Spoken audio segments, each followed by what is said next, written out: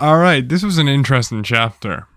I mean, we didn't get much information we didn't know already. You just gotta set it up that we're having a flashback and we get, things about the God Knights, which I didn't actually notice this one originally. I'll actually check it now. But people are saying that Shanks' dad was revealed in this chapter. I'm gonna have to look at the silhouettes again because of the God Knights reveal. Yeah, the main guy in the middle looks exactly like Shanks. But here's what I think, lads. Here's what I think, alright? Shanks got a meeting with the Gorosei. What if Shanks is a God Knight? What if that's the big reveal? He's protecting Emu because of whatever he found out later on. Or like he's playing both sides, you know what I mean? He's known as the guy who balances the world, right? So if he's playing both sides, that would make perfect sense. He's not necessarily buying into one or the other.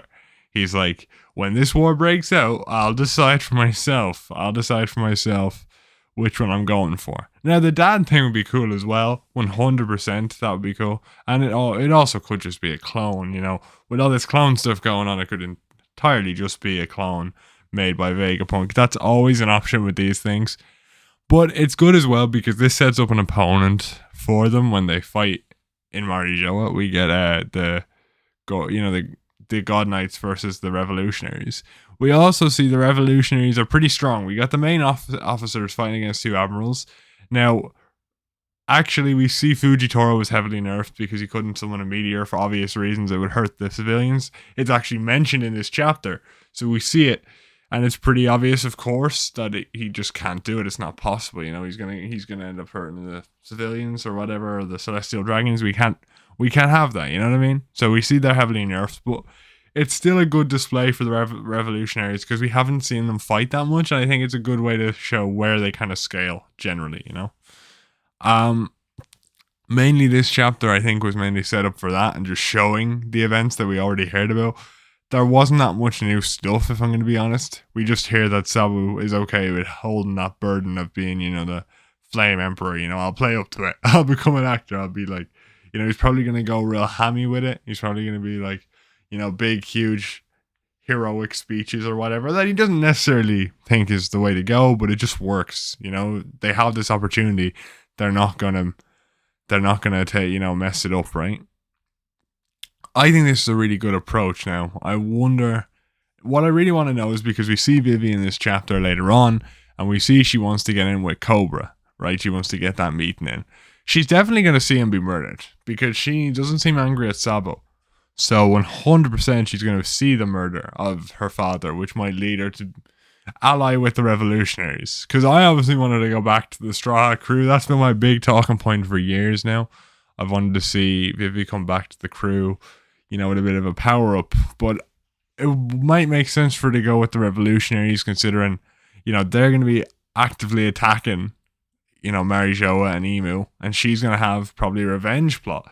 Because we saw what happened when Crocodile was kidnapping our country and basically trying to kill the king. So it was the same thing, right? Now she's probably going to have rage as well. Although in the chapter we see her in, there's not as much rage as there probably would be, because she could be thinking, well, I've got to be strong for the people of my country, right? And that's all going to come later. She might lose it if she sees Emu again.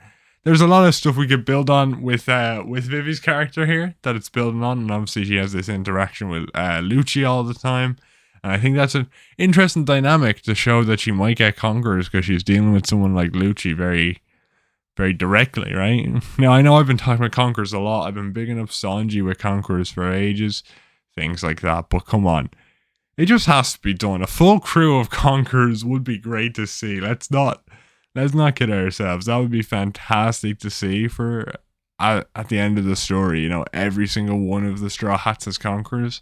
Now, to me, that would work because the level of dreams that they're striving towards in this chapter. Now, I could see certain characters not getting it, like Chopper, like Chopper and things like that. Mainly just Chopper. I know I shit on Chopper all the time. I don't mean to single him out, but he's the only one I could see not getting it if I was to choose who didn't get it. Because Nami has dominion over the weather, right? That's like conquerors, natural conquerors sort of deal. That kind of makes sense because she's the only other one I could see not having conquerors because her will doesn't. She has will, but it's not overpowering, right? But she overpowers the weather. So come on, lad.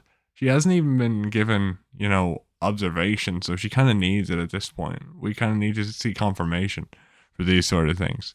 I mean, I've talked about how weird it is that Frankie and Robin aren't confirmed hockey users, even though they're fighting against people who are. You know what I mean? So either hockey's not that important, or he just fails to mention it. Now he's like, well, it's New World. Most people have it. I don't need to mention it unless it's like an advanced level anymore, which would make sense. But back to the topic at hand with the chapter, we got more of Bonnie again. Bonnie running after Kuma, so obviously she's probably going to cause an incident if we look at this again. She is probably going to cause an incident that leads to her getting teleported away by Kuma as a last act of protection. But what I thought was very interesting about this was, the crow guy, I can't remember his name, was trying to get people to get out of here, right? Slaves to get out of here. So obviously there's going to be some revolution at some point. There might still be revolution chaos going on at the minute, because let's say they got free for a second and they retaliated before they could get captured again, right? And there's chaos still going on in Mary Jo a month later, let's say. And that's why they're very focused on, Sabo. And all this leads to Egghead. They're kind of like, we got to deal with the problem at the source, and they think Vegapunk's going to become a problem. Maybe they found out the connection between him and Dragon, and Luffy's there. They're like, we got to take out multiple problems at the same time. That's what we need to do, So I think we're going to get a couple chapters. I'm kind of thinking 3 is a nice number. We're going to get a couple chapters on this Reverie flashback, and then I'd say that's going to be it. We also actually, a neat little thing I wanted to point out actually, is we get confirmation that all the CP9 members are now CP0 members. We see the guy with like the pink hair and the painting on his face. And we see do we see Jabra? I'm pretty sure we see Jabra. We definitely see Caulifla and Bluno, who are confirmed in the movie. Do we see Jabra? Yeah, we do see Jabra. We do, 100%. And I'm wondering though, what I'm very interested in is there's a photo of Sabo with Cobra's dead body. So it could be a thing, because we know we saw Emu kill Cobra, that they literally just throw it out and take the photo before he even notices. You know what I mean? It could be something like that, something real slick. Or people are saying, using the clone fruit. And that's the thing though, everything's going to be going towards clones now. Oh, Vegapunk cloned this fruit, that's how this happened. That's going to be the theories from now on. It kind of, I don't know, clones always mess up a story's continuity. Obviously, Oda's going to make it make sense. I believe in his ability as a writer, but still, you're kind of like, man, it just kind of boils everything down to like, maybe he cloned this fruit, And I know it's all turned into sci-fi, but I really hope it plays well into the coming arc. There hasn't been a non-banging chapter since the final saga started. If anything, this is the most tame chapter he's ever released, or ever released in the final saga. And that's because it's building up using old moments, right? I do want to figure out what that secret was that Wapol told Morgans to get him to pick him up to make sure he got the information straight from the source, right? That's something I really want to know. I want to see if it was, about Vivi being with the Straw Hats. I think that's a very good piece of information, because it sets up, a level of rebellion there as well. Now they don't care about the Nefertari family at all. She's allying with Joy Boy. We've got to sort this out. We've got to deal with this. And I just the more I think about it, the more I'm interested to see where the power structure lies, right? Because I feel like the revolutionaries are gonna fight the God Knights, but I really want the Gorosei to be strong individuals, right? The more we've seen of like Saint Garcia and stuff, I really want a reversal of the Charlos moment where you just whacks Luffy to the ground, straight, like that, right?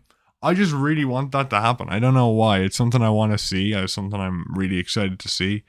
And then obviously we want Sword Fighter Gandhi to show up. These characters have really good designs, and I just want to see them do stuff.